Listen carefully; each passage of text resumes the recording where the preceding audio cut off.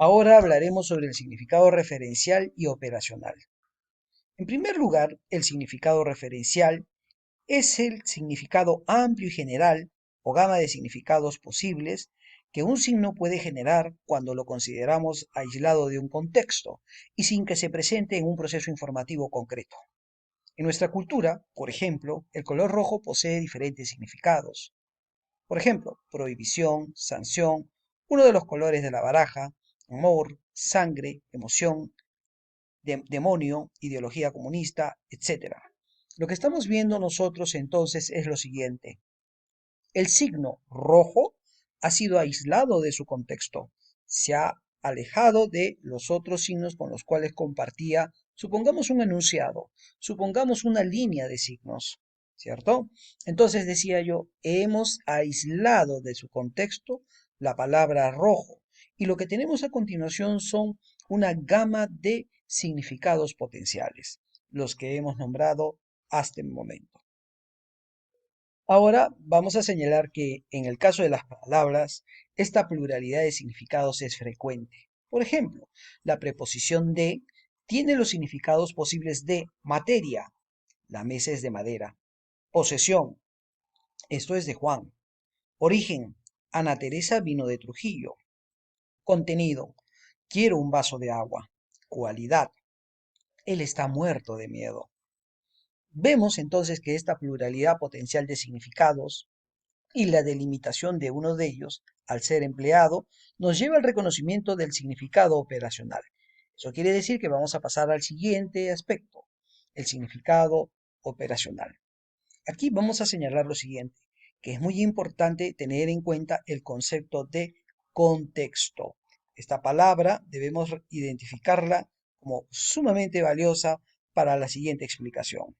El contexto es el marco de referencia que acompaña a cualquier signo. Así se va a precisar e individualizar su significado. Los contextos más importantes que vamos a ver a continuación son tres.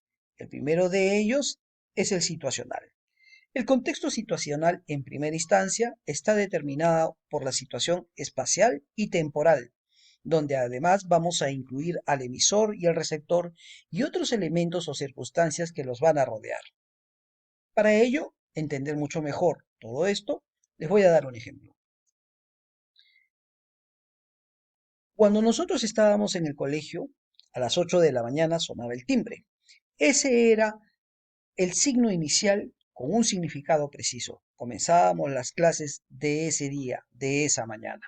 Inmediatamente sacábamos un cuaderno y un libro sobre la materia que nos correspondía estudiar en ese momento.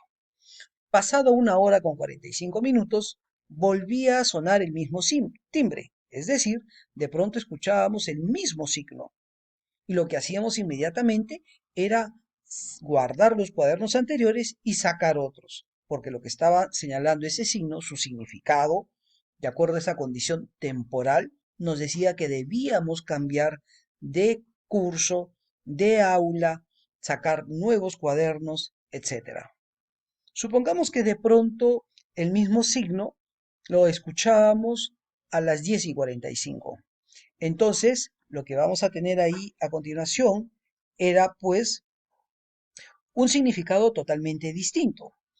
Aquí estamos observando que es el mismo signo, sin embargo, sus significados varían de acuerdo a la condición temporal. Pero podríamos pensar que ese mismo signo en la mañana, en el colegio, tiene un significado preciso. En otro lugar, por ejemplo, en un banco, ese mismo signo, ese mismo sonido de ese timbre puede aludir a que pase el siguiente cliente, la siguiente persona para ser atendido por el cajero de turno. Entonces, de esta forma, podemos decir que el signo va a variar en cuanto a su significado de acuerdo a la situación de espacio y de tiempo en donde nosotros nos encontramos para hacer o desarrollar el acto comunicativo. Ahora vamos a hablar sobre el contexto sígnico. Vamos a señalar que el contexto sígnico está determinado por la relación que tiene un signo con los otros signos con los cuales va a desarrollar un sentido, un significado. Entonces, ese signo que nosotros hemos identificado en este contexto va a modificar y precisar su significado en relación con los otros signos. Tenemos unos versos del poeta Eilson.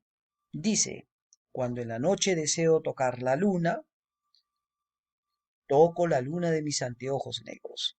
Observen ustedes que la palabra luna, signo por excelencia, signo lingüístico por excelencia, tiene varios significados.